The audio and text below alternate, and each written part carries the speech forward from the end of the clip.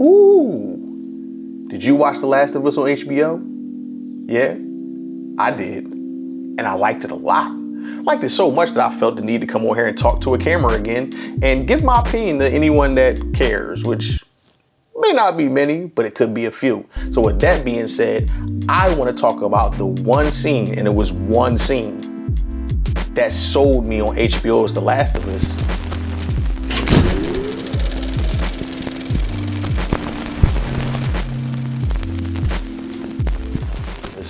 Because really, to be honest with you, I'm kind of over video game adaptions.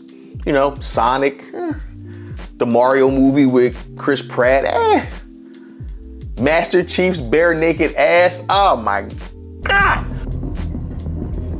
It'll be easier if you let me help. Listen, I'm over video game adaptions. And when I seen the trailer for The Last of Us, I kind of was like, it looks just basic to me. It looked like it was gonna be a recreation of the video game, which is like, hey, listen, I played the game already. I enjoyed the narrative. I thought it was great. Do I need to see that in TV format? Probably not, or at least I thought I didn't. Hey, listen, taking a narrative out of a video game and putting it in TV or movie format has got to be a mind-bending feat, because video game stories are built with the understanding that the character is being played by a person. Me, you, the audience, whoever. We're playing as the character. So what we wind up doing subconsciously or maybe consciously is becoming that character. Like Joel is us. We are Joel. Well, that's just not how TV and movies work. We immerse ourselves in these worlds and we follow the characters, which in weird ways kind of live on their own. They are of themselves, to where our video game avatar, it's us. I am Joel. I am bashing a clicker in the head with a bat. It's me. That's all right. I believe him. No, wait! So really, I just had very little hope for this TV show being good. And it just blew me away how good it actually is. It's really well done. The cinematography, the actors, Pedro Pascal, Bella Ramsey as Ellie. A lot of people gave her shit about how she looked, which is ridiculous. That's why fans don't cast movies and TV shows. But overall, as a package, it was good. But there was one scene where I was like, damn, I think this show is going to be special. And I'm gonna tell you why. And no, it was not the opening scene from the video game that everyone loves, me included. It wasn't that. Because we've seen that before. It was good to see Nico Parker's character, Sarah, be fleshed out more, for us to care about her more, because, you know, she's gonna die. Yes, it's spoilers in this video. Man, if you didn't know Sarah was gonna die, you missed it. But no, that was not the scene that sold me on HBO's The Last of Us. It was literally right after that, starting with 20 years later, which we all know if you play The Last of Us, that this takes place 20 years after the fall of civilization. And you have this kid innocently walking about, dirty, dusty, rummaging through the post-apocalyptic world, and some guards see him and they bring him in. But they don't just bring him in because, you know, it's a kid or he's helpless. No, they tie him to a chair. And that was enough to let me know, yes, this world is fucked up. Afterwards, he meets a guard. The guard kind of comforts him and tells him that he's held down in the chair because he might fall out of it, which was a goddamn lie. I loved it. I thought that was really well done.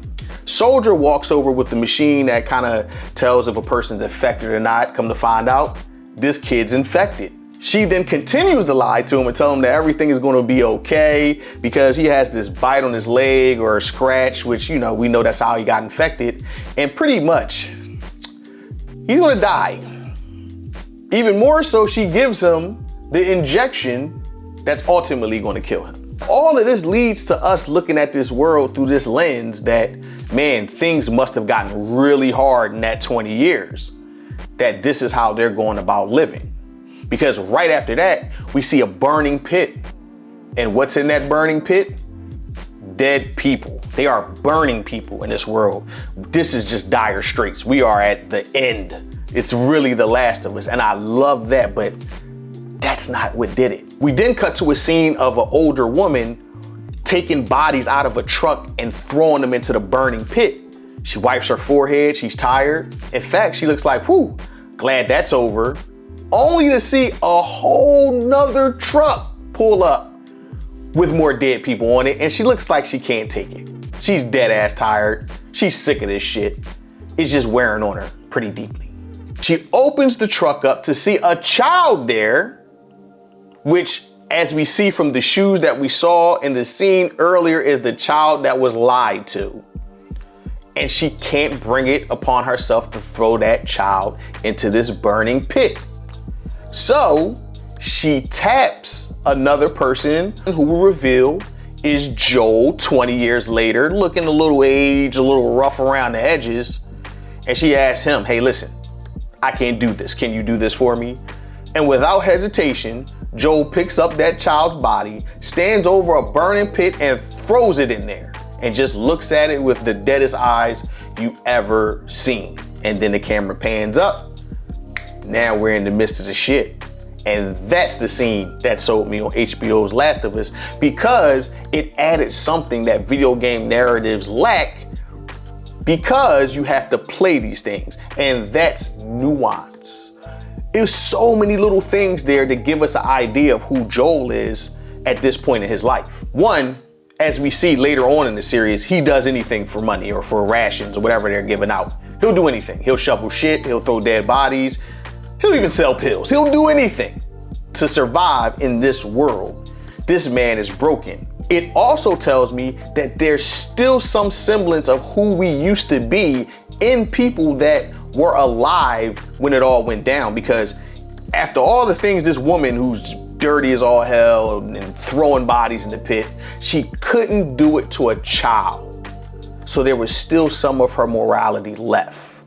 And that's nuance, people. That's giving us the contrast, because while she had some reserve, the person next to her had none. He just picked the dead kid up, threw him in a pit of fire, and went about his day. And that shows us that this world is a mixture of people who just are savages that just, went wild when the world went wild. But there's also some people that still have some semblance of morality that they had before all of this went down. And just that contrast alone, even though there are parts in the game that convey that, it's not as much as this. Like just this small portion, which probably lasted about 4 minutes, if that, maybe even less, conveyed so much through nuance that it gave me a feel of where these people are at in their lives in this world, this post-apocalyptic world. Man, it's just rough out here for these guys, for these gals, for these people, just to survive. So this is my first video back doing talking heads and stuff like that in front of the camera. I plan on breaking down more scenes to TV shows and movies in the weeks and months to come. Hey, listen, did you watch The Last of Us? I really hope you did before you sat through this whole video of me spoiling the shit out of it. But if you did, if you didn't, leave a comment and let me know what you think. If you liked the video, hit the like button. If you think a friend would like the video, hit the subscribe button. In the meantime, between time, y'all stay cool how y'all stay cool, and I catch you in the next vid. Peace.